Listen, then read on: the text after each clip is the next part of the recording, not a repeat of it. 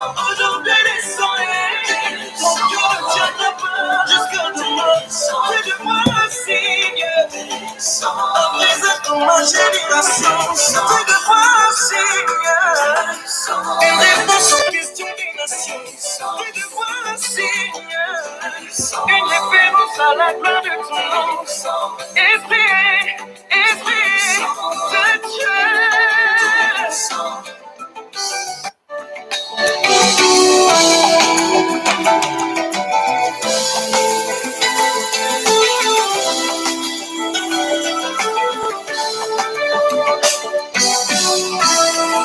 Esprit de Dieu vivant, souffle de Dieu puissant, esprit d'intelligence, nos cœurs sont assoiffés de toi. Nous te désirons, ensemble nous t'attendons. Viens et libère nos nations, affecter, rafraîchir nos filles, n'attends pas esprit.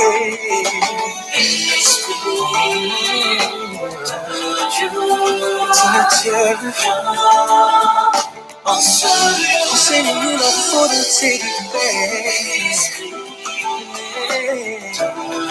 nous avons besoin de toi.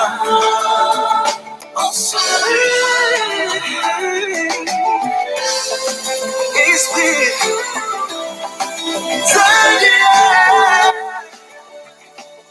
nous avons besoin de toi.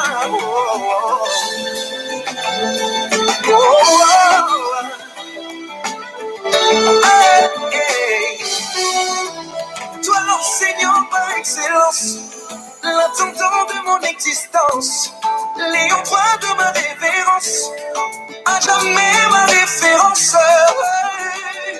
Dans mon parcours avec toi, je veux m'abandonner, me laisser guider pour accomplir ta volonté. N'attends plus l'esprit,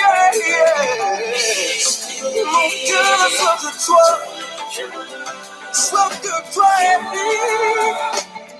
Dieu a posé les compartiments asséchés de ma vie, de ma vie.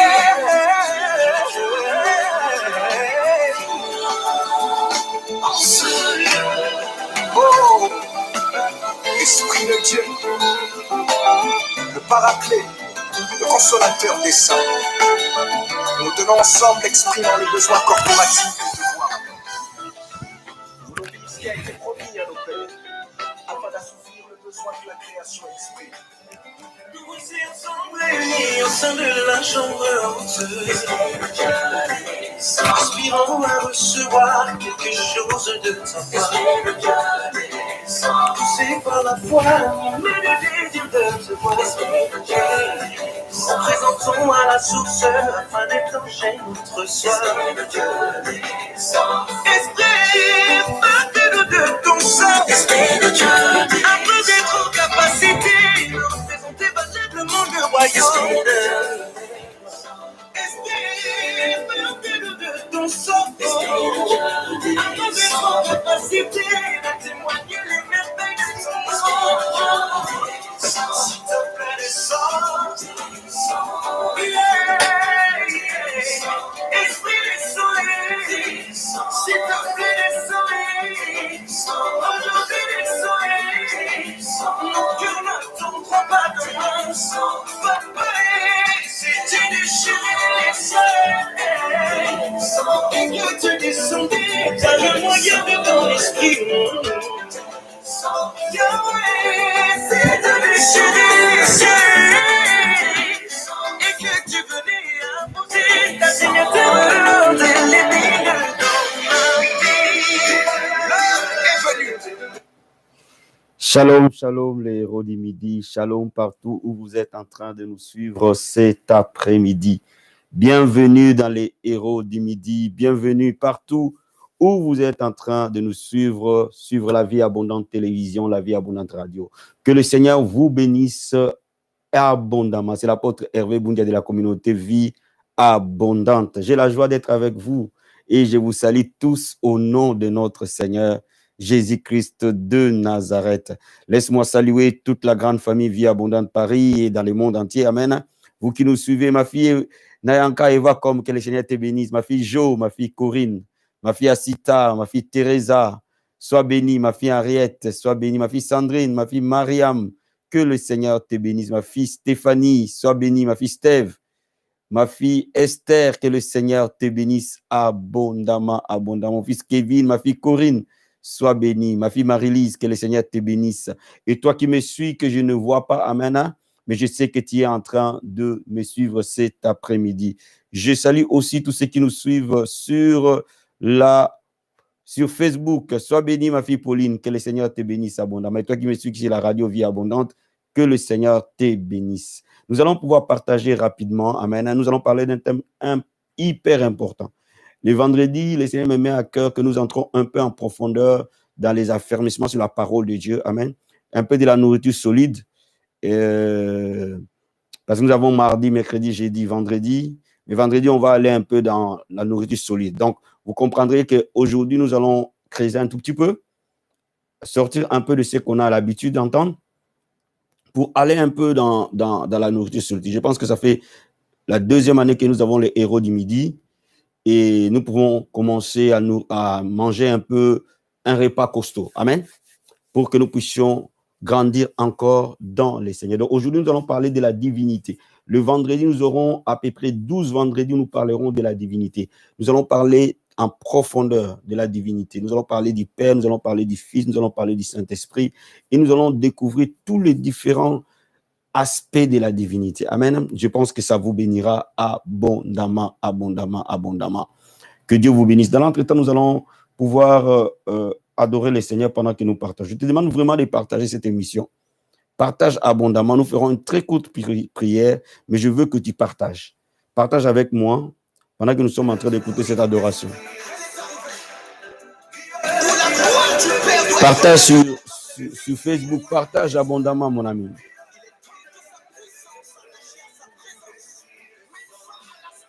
Partage avec moi sur Facebook, sur Imo, sur Messenger, sur WhatsApp, sur Twitter. Partage, mon ami.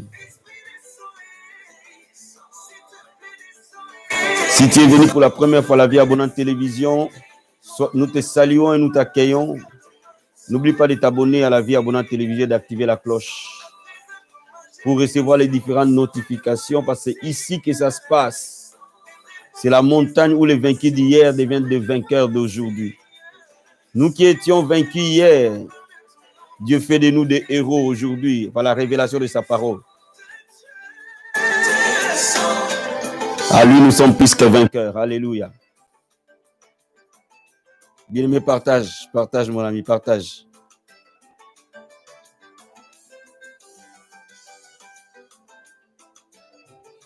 Franchement, j'ai envie d'inviter ses frères un dimanche. Je vais trouver son numéro.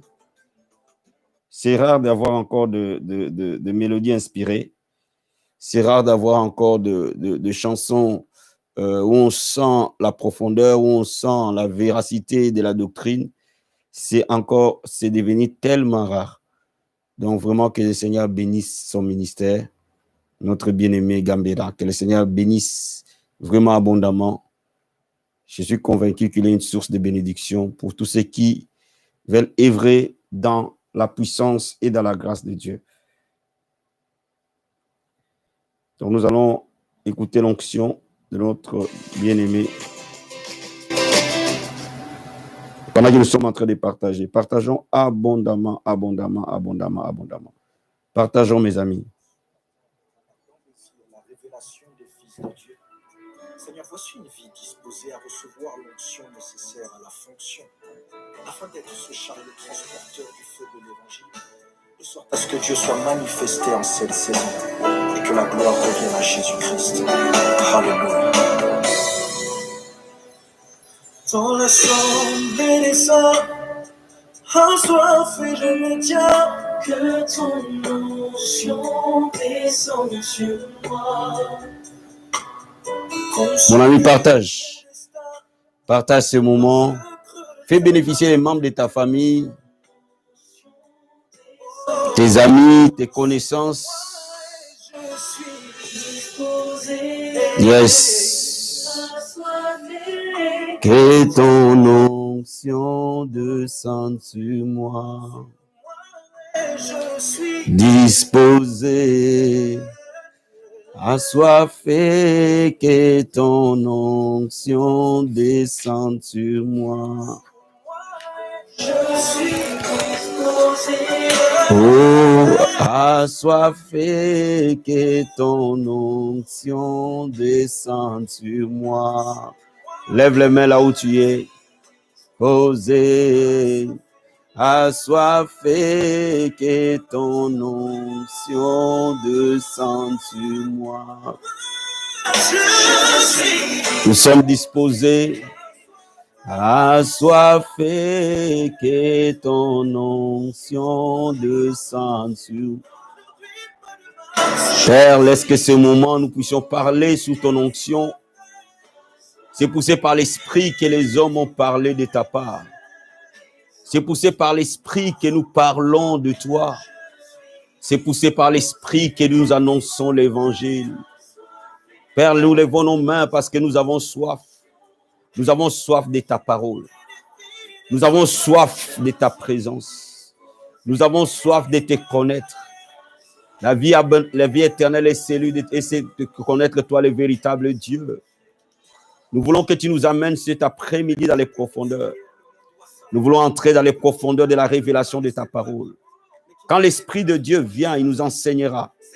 Il nous annoncera des choses à venir. Jésus dit, j'ai encore de grandes choses à vous enseigner. Mais vous ne pouvez pas les porter maintenant. Mais quand l'Esprit de Dieu viendra, l'Esprit de vérité, que le monde ne peut pas avoir, lui-même vous enseignera toutes choses et vous rappellera ce que je vous ai dit. Alléluia. Père, que ton Esprit ouvre notre entendement divin et que notre connaissance de la parole soit manifeste. Amène-nous dans les profondeurs, Seigneur. Amène les héros du midi à te connaître davantage, à te connaître, toi, le véritable Dieu. Nous avons besoin de te connaître, Seigneur. Tu as dit à Pierre, avance dans l'eau profonde. Amène-nous dans les profondeurs de ta parole. Mais par nous-mêmes, nous ne pouvons pas. Mais l'Esprit qui nous aide dans nos faiblesses, lui, il seul, peut entendre nos cris et nous amener à connaître les mystères cachés de tout le temps et que toi, tu as révélé maintenant à tes saints serviteurs, les apôtres, les prophètes. Seigneur, amène-nous. Bâtis-nous dans la sainte doctrine. Bâtis-nous dans les fondements des apôtres. Bâtis-nous, Seigneur, oh Dieu. Nous voulons être bâtis en toi, Christ, le rocher, la pierre angulaire. Merci, Seigneur, au nom de Jésus-Christ. Merci, Seigneur. Merci. Merci, merci, merci. Merci pour ta présence dans le nom de Jésus-Christ. Je prie et je déclare un grand amen. Donne-moi un grand amen là où tu es. Alléluia. Bien, mais nous allons parler aujourd'hui de la divinité. Et quand nous parlons de la divinité, nous parlons de Dieu. Amen. Et nous allons introduire aujourd'hui la notion de la divinité et nous allons parler de Elohim comme première notion de la divinité. Toi et moi, nous allons ouvrir notre Bible dans les livres de Jean chapitre 17. Jean chapitre 17, verset 3.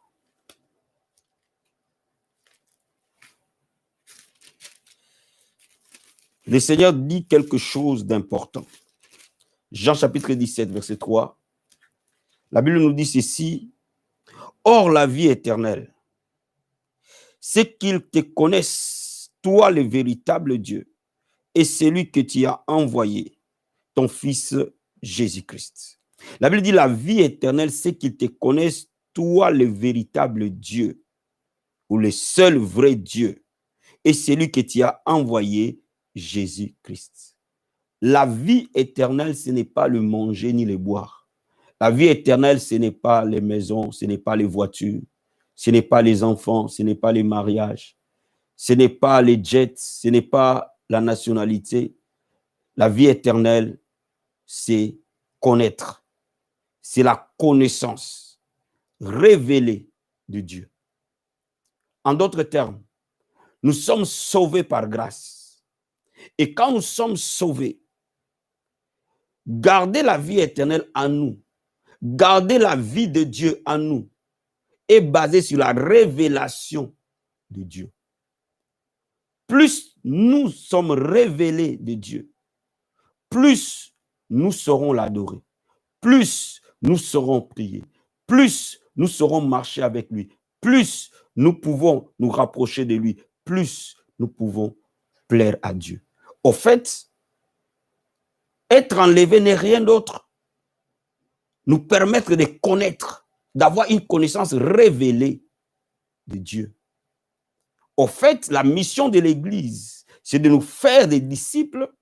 Et un disciple, c'est celui qui connaît, qui a la connaissance révélée de Dieu. Et c'est ce que le Seigneur Jésus-Christ dit dans ces passages. Amen. Je vais te lire encore un deuxième passage pour te montrer le socle de la fondation de la foi chrétienne. Le socle de cette fondation, nous allons lire Jean chapitre 4, versets 23 et 24. Jean chapitre 4, versets 23 et verset 24. Merci. Nous restons toujours dans le livre de Jean. Nous allons lire Jean chapitre 4, verset 23 et verset 24. La Bible dit ceci. Mais l'heure vient et elle est déjà venue, où les vrais adorateurs adoreront le Père en esprit et en vérité.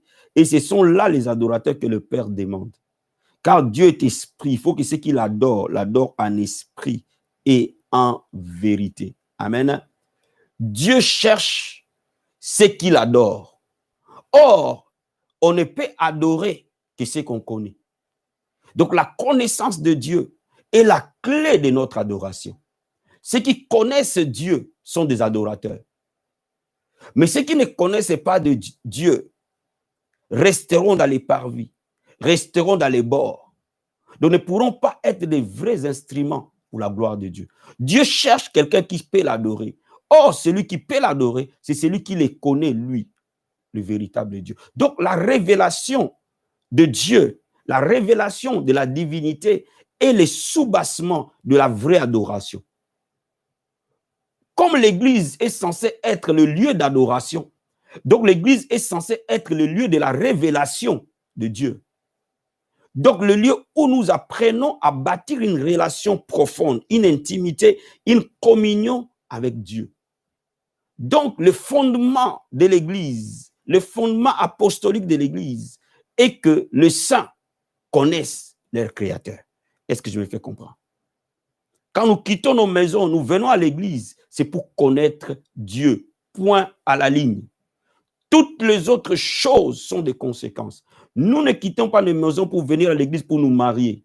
Sinon, l'église serait une agence matrimoniale. L'église n'est pas une agence matrimoniale. Quand bien même à l'église, les gens se marient. Est-ce que je me fais comprendre? L'église n'est pas un hôpital. Quand bien même à l'église, les gens sont guéris.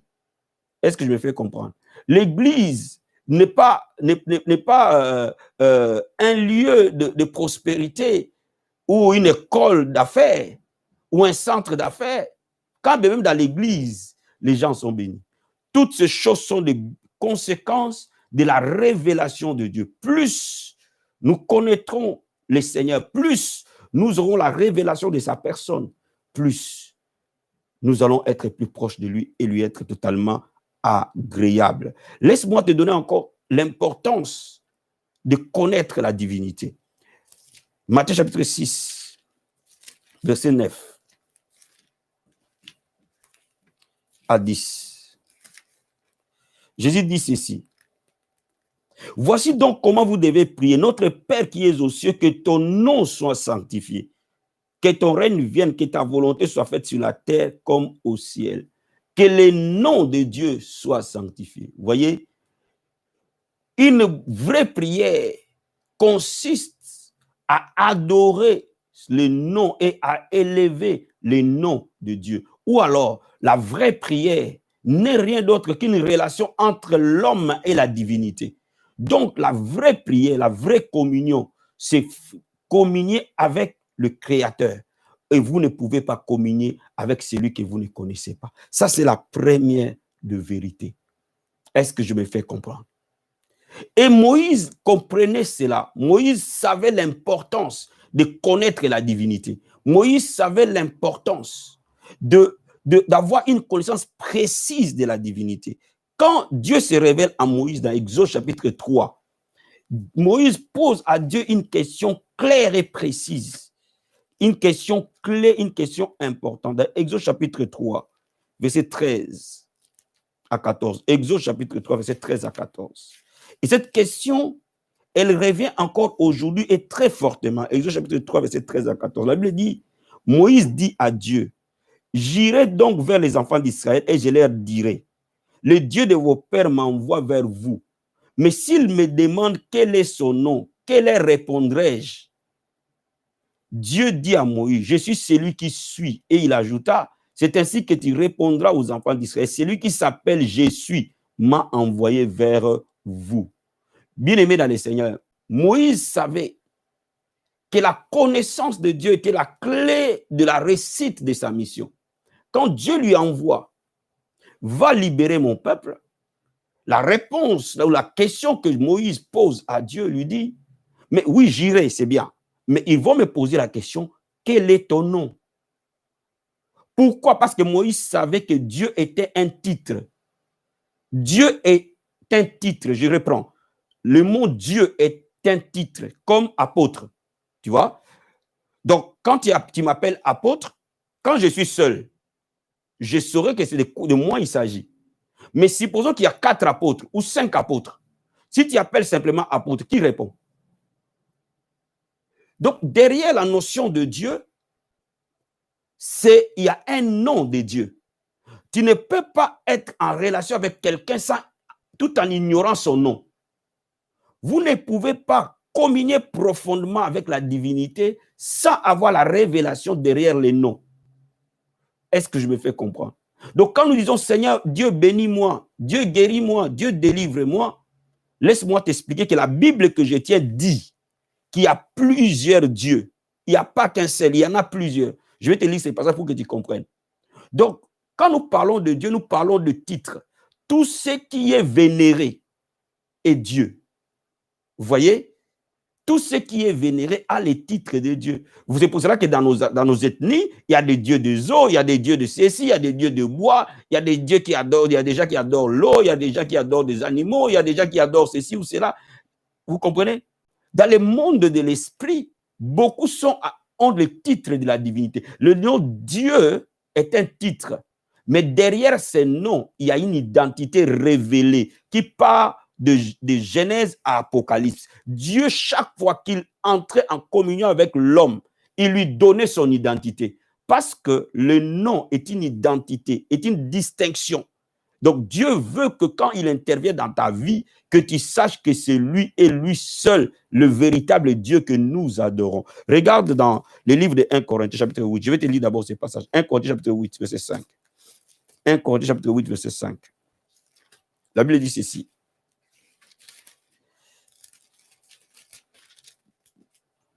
Or, s'il est des êtres qui sont appelés Dieu, soit dans les ciels, soit sur la terre, comme il existe réellement plusieurs dieux et plusieurs seigneurs. Vous voyez, quand nous disons Dieu, aide-moi, Seigneur, aide-moi, mais la Bible dit qu'il y a plusieurs dieux, il y a plusieurs seigneurs. Donc, dans le monde de l'esprit, ça fait une confusion, en fait. C'est vrai que toi, tu sais de quel Dieu il s'agit. Nous savons que nous vénérons le vrai Dieu. Mais dans le monde de l'esprit, quel Dieu réagit?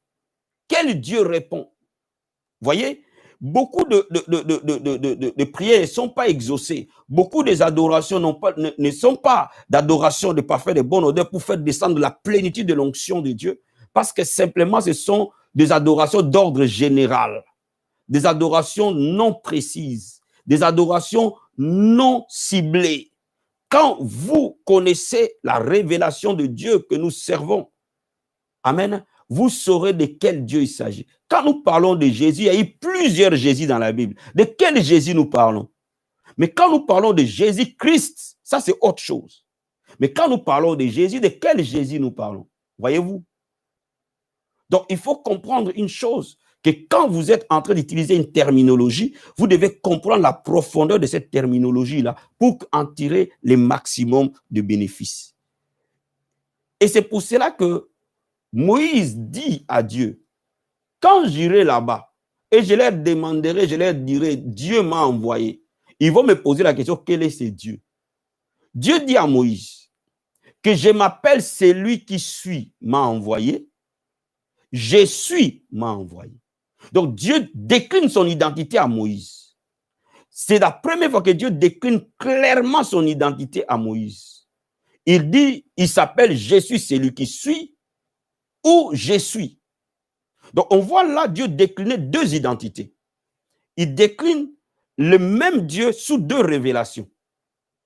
Il commence par décliner je suis celui qui suis et puis il s'appelle je suis. En fait, ces deux, je suis celui qui suis, n'est rien d'autre qu'une traduction de Yahweh. Je suis celui qui suis est la traduction française de Yahweh. YHWH, Yahweh. Dieu d'alliance. Donc Dieu commence par dire à Moïse, je suis le Dieu d'alliance. Mais il continue aussi à dire je suis. Je suis est la traduction française de Elohim. Donc, vous comprenez que Dieu se décline. Il dit, je m'appelle Jéhovah, je m'appelle Elohim, qui m'a envoyé vers vous. Donc, quand nous commençons à aller dans les profondeurs, nous devons comprendre que le premier nom où Dieu se décline, où Dieu s'identifie en hébreu est Elohim. Et le deuxième nom où Dieu s'identifie, ou de la deuxième révélation de Dieu est Jéhovah. Aujourd'hui, nous allons parler de la révélation de Dieu comme Elohim et de son application dans l'adoration et son application dans la prière et son application dans les combats spirituels et son application dans notre marche avec Dieu. Je dis ceci. Quand nous étudions maintenant attentivement la parole de Dieu sur les bases originelles, la première révélation de Dieu, Dieu se décline comme Elohim, le Dieu créateur. Regardons le livre de Genèse chapitre 1. Genèse chapitre 1. Verset 1. La Bible dit ceci. Au commencement, Dieu créa le ciel et la terre. Au commencement, Dieu créa le ciel et la terre. Ce verset, dans son origine en hébreu, est écrit au commencement, Elohim créa le ciel et la terre. Dieu ici, au commencement, Elohim créa le ciel et la terre. Elohim, E-L-O-H-I-M. Elohim créa le ciel et la terre. En d'autres termes, au commencement, le Dieu créateur, le créateur, quand nous appelons Elohim, nous appelons le Dieu créateur. Le nom de Elohim fait allusion à la puissance. Lorsque nous voulons voir la puissance de Dieu, lorsque nous voulons voir la main créatrice de Dieu, lorsque nous voulons voir la main agissante de Dieu, nous n'allons pas appeler Jéhovah, nous allons appeler Elohim, Dieu créateur dans son aspect puissance. Est-ce que je me fais comprendre? Dieu a créé par sa puissance. Et la Bible nous dit qu'au commencement, Dieu créa, Elohim créa. Cela veut dire quoi? Cela veut dire que beaucoup d'enfants de Dieu, quand ils adorent, ils doivent savoir quel aspect de Dieu ils mettent en avant. Quand je vais entrer dans une intimité, dans une amitié, dans une relation, ce n'est pas Elohim. Parce que Elohim, on le verra plus tard, Elohim n'entre jamais en relation avec l'homme. Dieu Elohim est le Dieu créateur, le Dieu de puissance, le Dieu des œuvres, le Dieu des actions. Lorsque le bras de Dieu est relâché, lorsque Dieu intervient pour relâcher son bras, pour étendre sa main, pour créer sur base de rien, il agit en tant qu'Elohim, le Dieu créateur. Est-ce que je me fais comprendre? Elohim est le Dieu créateur. Il faut vraiment retenir ce que je vous dis aujourd'hui. Elohim est le Dieu créateur. Quand nous sommes en train d'adorer, nous devons comprendre, nous adorons l'aspect de Elohim. Généralement, quand je commence à prier, je commence d'abord par dire, je t'adore Elohim, le Dieu créateur, parce que c'est lui le Dieu de toute puissance et de toute gloire. Est-ce que je me fais comprendre? Mais aussi, Elohim, dès le départ, est toujours au pluriel. Elohim n'est jamais un nom singulier. Elohim est toujours au pluriel. Pourquoi Elohim est toujours au pluriel? Parce que Elohim est la révélation de la Trinité. Le Dieu qui a créé n'a jamais créé seul. Dans la création, lorsque Dieu intervient par sa puissance, c'est la Trinité qui intervient dans la puissance. Donc, dans la création, Dieu le Père, le Fils et le Saint-Esprit opèrent au même moment. Donc, quand nous parlons de la puissance, on parle directement d'un Dieu trinitaire qui opère au même moment.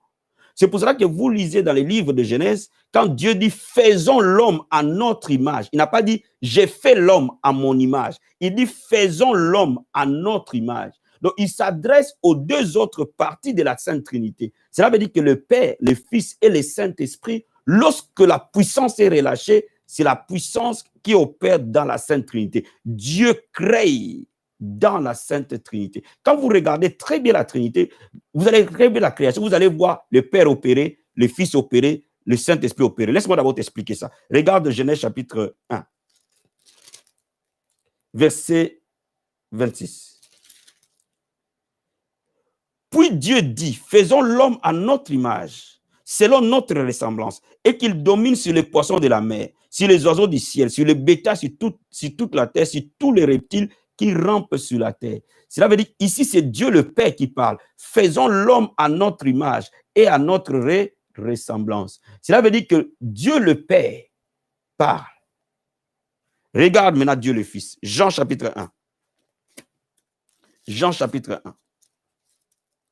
Verset 1 à 3. Au commencement était la parole, et la parole était avec Dieu, et la parole était Dieu.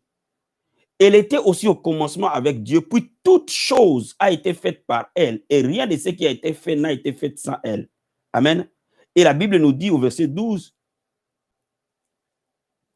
je vais aller plus loin, mais à tous ceux qui l'ont reçu, et à ceux qui croient en son nom, il a donné le pouvoir de devenir enfants de Dieu, lesquels sont nés non du sang, ni de la volonté de la chair, ni de la volonté de l'homme, mais de Dieu. Et la parole a été faite chair, et elle a habité parmi nous, pleine de grâce et de vérité. Nous avons contemplé sa gloire, une gloire comme la gloire du Fils unique du Père. Donc ici, on sait pertinemment que la parole qu'il s'agit ici, c'est Jésus. Où la Bible nous dit que toute chose a été faite par elle. Donc, cela veut dire que Jésus a participé dans la création. Vous voyez? Donc, quand Dieu crée en tant qu'Élohim, Jésus est aussi Élohim. Dieu le Père est Élohim, Jésus est aussi Élohim. La Bible dit, la parole s'est faite chair. Elle a habité parmi nous. Donc, toute chose a été faite par Jésus. Vous voyez? Donc, Jésus a été participant de la création. Le Père a participé à la création, le Seigneur Jésus a participé à la création. Et cette parole qui s'est faite chair, c'est Jésus-Christ. Vous voyez? Donc, quand Dieu a créé dans les jardins d'Éden, le Seigneur Jésus-Christ a créé aussi. Cela veut dire quoi? Cela veut dire que c'est Elohim a opéré. Lorsqu'on parle de Elohim, on parle toujours du Père, on parle toujours du Fils, on parle toujours du Saint-Esprit. Laisse-moi maintenant te donner que le Saint-Esprit aussi a créé. Regarde, dans Job chapitre 33. Job chapitre 33. Ça, c'est... Au fait, quand les gens ne comprennent pas la Trinité, leur ignorance part de la non-compréhension de la révélation de la divinité. Donc, quand nous parlons de la divinité, c'est clair et net que la divinité est trinitaire. Obligé. Obligé. Job chapitre 33, verset 4. La Bible dit ceci. L'Esprit de Dieu m'a créé et le souffle du Tout-Puissant m'anime. Tu vois, Job a eu la révélation que le Saint-Esprit, quand on appelle l'Esprit de Dieu, le Saint-Esprit est appelé l'Esprit de Dieu. L'Esprit de Dieu m'a créé. Cela veut dire quoi? Cela veut dire que dans la création, le Saint-Esprit est aussi Elohim. Cela veut dire qu'Elohim est toujours au pluriel parce qu'il fait allusion au Père, au Fils et au Saint-Esprit. Dans la création, il y a le Père, il y a le Fils et il y a le Saint-Esprit. Vous voyez, le Père parle par la parole qui est Jésus-Christ et le Saint-Esprit exécute. C'est ce qui fait la Trinité. Est-ce que je me fais comprendre? Donc, quand nous invoquons, nous voulons voir la puissance de Dieu, nous devons comprendre les mystères de la Trinité. C'est de là où réside le socle de la puissance. Et ceux qui comprennent le Père, le Fils et le Saint-Esprit, dans son aspect Elohim, opèrent automatiquement dans la puissance. Systématiquement dans la puissance. Vous ne pouvez pas opérer dans la puissance sans comprendre le rôle du Père, sans comprendre le rôle du Fils, sans comprendre le rôle du Saint-Esprit. Donc, Elohim, c'est le Dieu créateur, le Dieu de toute puissance. Est-ce que je me fais comprendre? Quand nous parlons de Elohim, nous parlons de Dieu de puissance, de Dieu d'autorité, le Dieu de domination, le Dieu de la création. Quand Dieu intervient comme un Dieu de puissance, un Dieu d'autorité, un Dieu de domination, c'est le Dieu Elohim. Le Dieu qui est intervenu en Égypte et qui a fait couler Pharaon, c'est Elohim. Le Dieu d'autorité, le Dieu de domination. Pourquoi il est important de comprendre ça?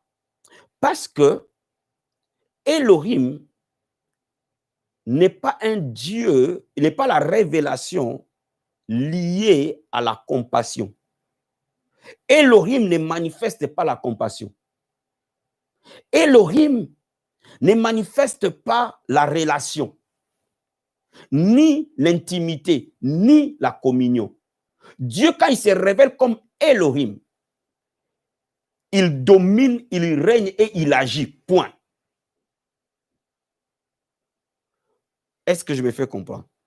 C'est pour cela que quand il intervenait en Égypte au travers de Moïse, c'était des casses. Quand vous engagez Elohim, sachez-le que vous engagez des dégâts dans les cas de l'ennemi. Quand vous engagez Elohim, sachez-le qu'il y aura des casses et des destructions. Est-ce que je me fais comprendre? De la même manière, dans les cas de tes adversaires, il y aura des casses et des destructions. Dans ton cas, il y aura de la manifestation de la gloire de Dieu. C'est très important de les comprendre. Pourquoi c'est très important de les comprendre? Parce que, est-ce que je me fais comprendre déjà?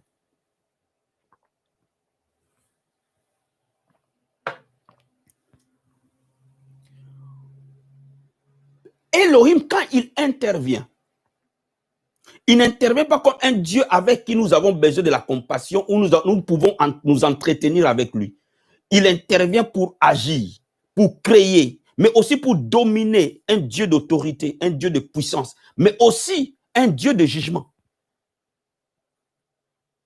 Vous voyez souvent dans Genèse et Exode, Elohim intervenir.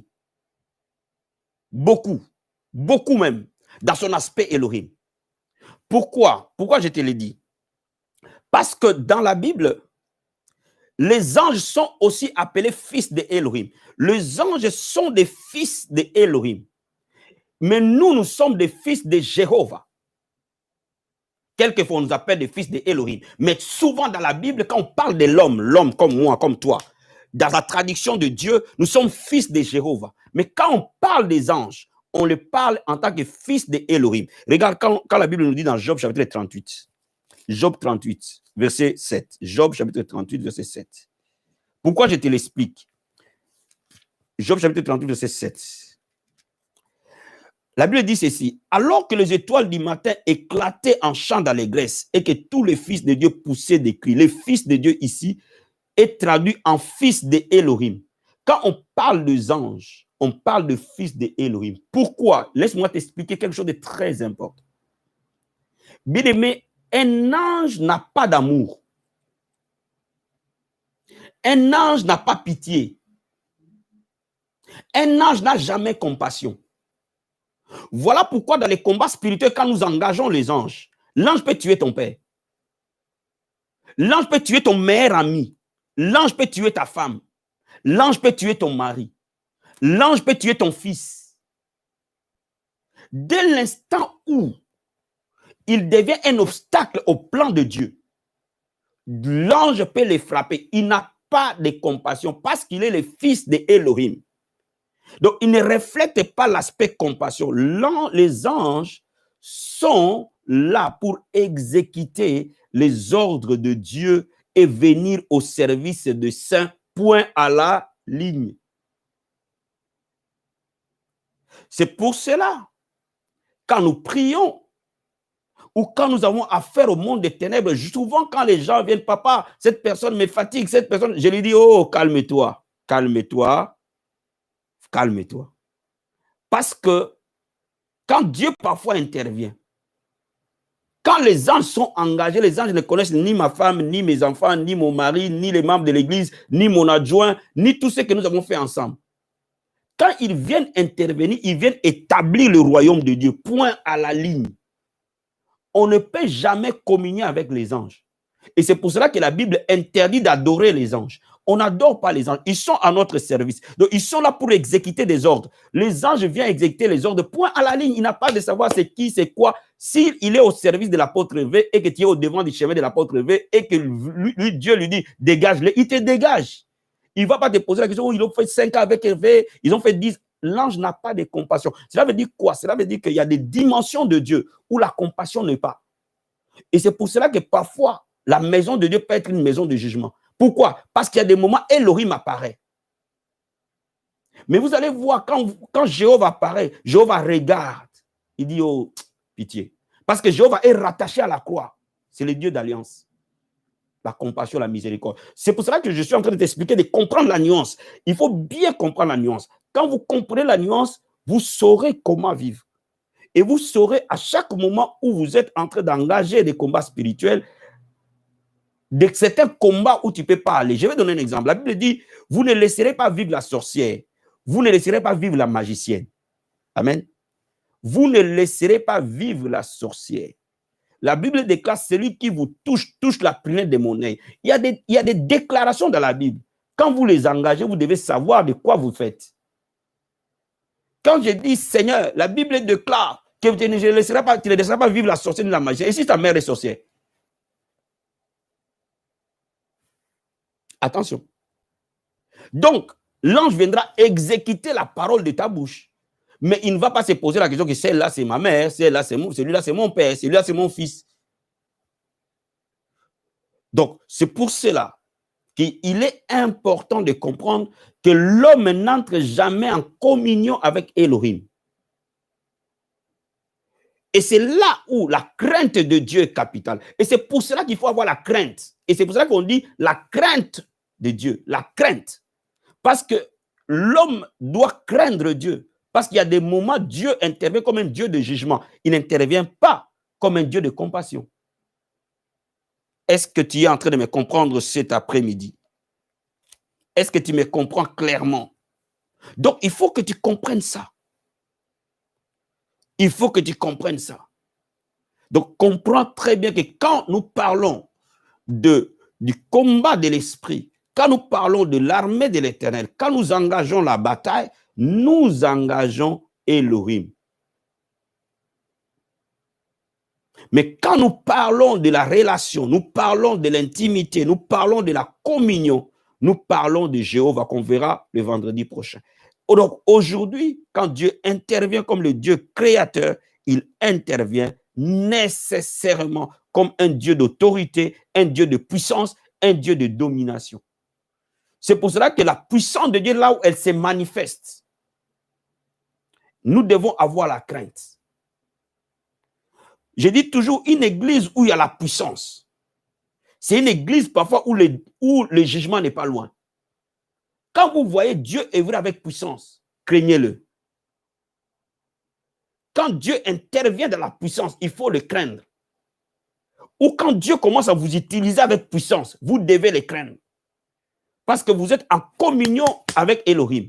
Cela veut dire que c'est Elohim qui opère en vous. On le verra quelque part, il est aussi El Shaddai. Mais je te parle de Elohim. Généralement, quand Dieu intervient dans les miraculeux, et c'est pour ça que vous allez voir que les ministères apostoliques sont des ministères tranchants. Ce sont des ministères qui sont obligés d'être tranchants. Ils ne peuvent pas accepter n'importe quoi. Ils ne peuvent pas accepter que les gens fassent ce qu'ils veulent. Parce que c'est un ministère tranchant. Pourquoi? Parce qu'ils sont accompagnés par la puissance de Elohim.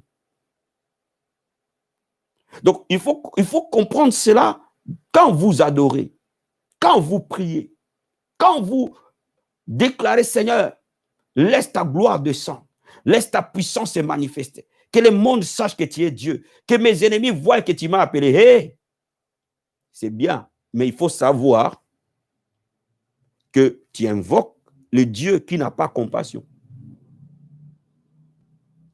Par sa nature. Est-ce que je me fais comprendre?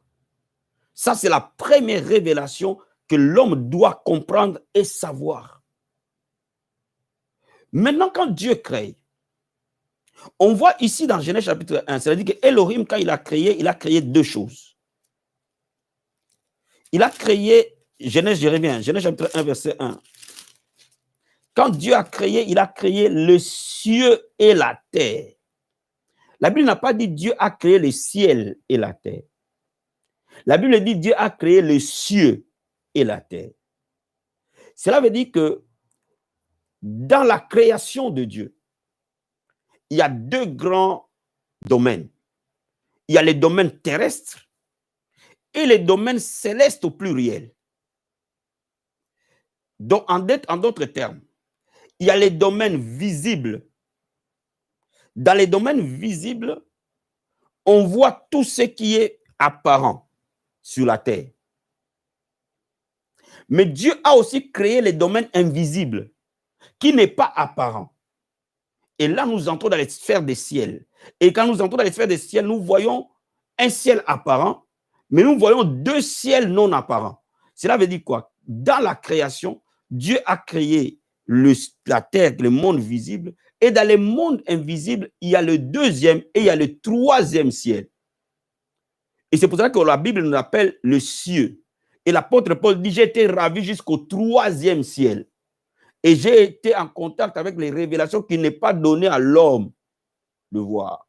Cela veut dire que dans le monde spirituel, dans le monde invisible, il y a des dimensions. C'est-à-dire que le Seigneur que nous servons, Elohim, son trône est dans le troisième ciel.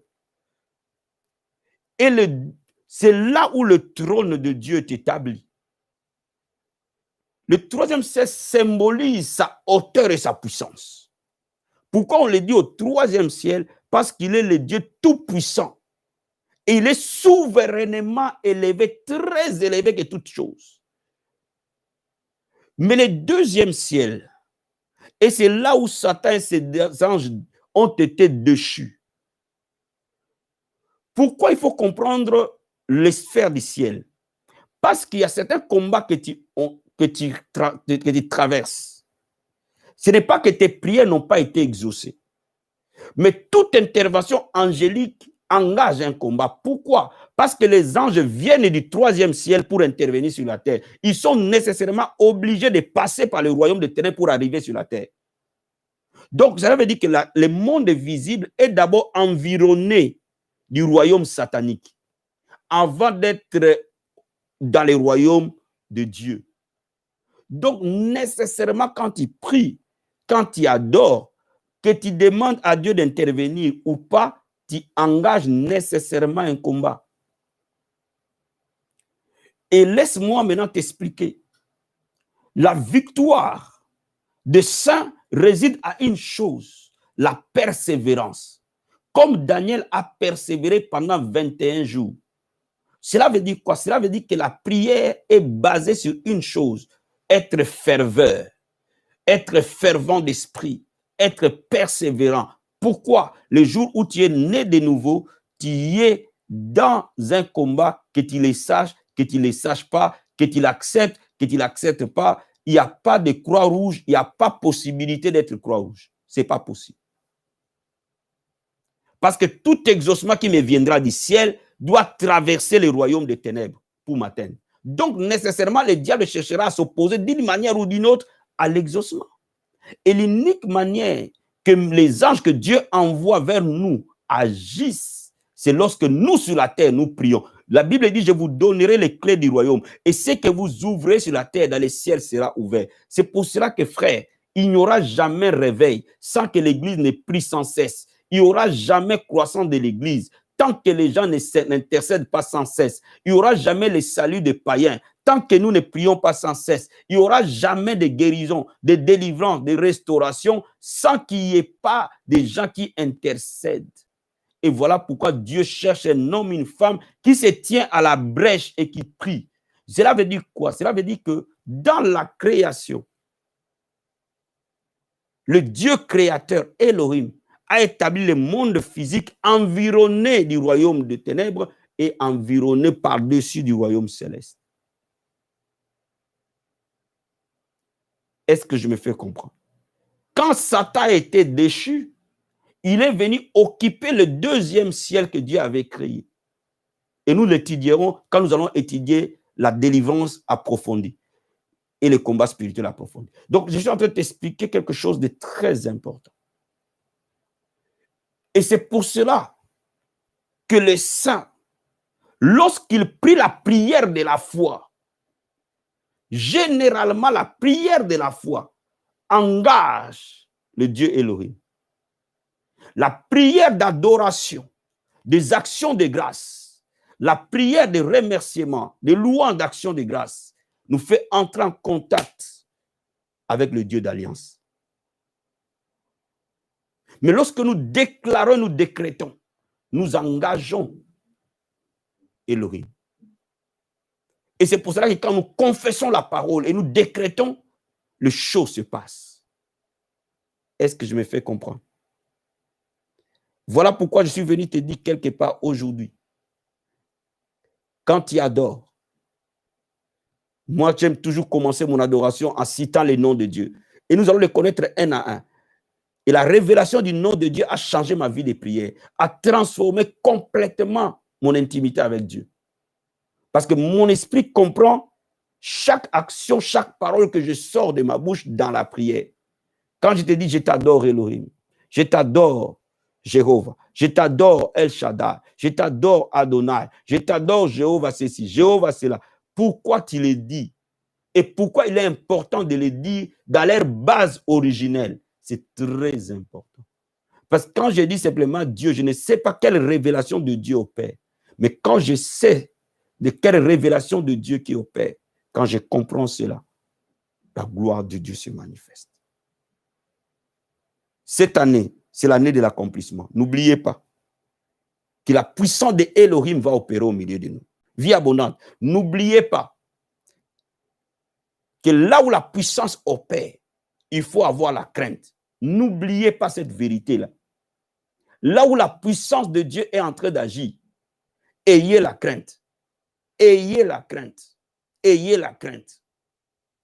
Parce que là où la puissance agit, le jugement peut ne pas être loin. Voilà pourquoi je vous le préviens. Je vous le dis, ayons la crainte. Pourquoi? Parce que le Dieu Elohim n'est pas un Dieu de compassion. Quand il opère en tant qu'Elohim. Que Dieu vous bénisse abondamment. Est-ce que quelqu'un est béni? Si ce message t'a béni, si tu as appris quelque chose, n'oublie pas de liker la vidéo et de nous laisser un petit commentaire. Donc, sachez bien que vendredi, c'est de la nourriture solide, d'accord? Et les autres jours, nous allons parler de guérison, nous allons parler de délivrance, nous allons parler des choses qu'on a l'habitude de parler. Mais les vendredis, on va aller un peu dans les repas des aigles. Quand les aigles ils mangent de la nourriture fraîche, de la vraie nourriture, pas des repas congelés, des repas réchauffés. Donc, vendredi, ce n'est pas du repas réchauffé. Sois prêt à recevoir vraiment de la parole et de la parole profonde. Que le Seigneur vous bénisse. Et je vous dis à ce soir, amen, au moment où nous allons nous rencontrer ce soir à 21h pour l'atmosphère de la prière prophétique. Que le Seigneur vous bénisse et je vous dis à ce soir. Ciao, soyez bénis.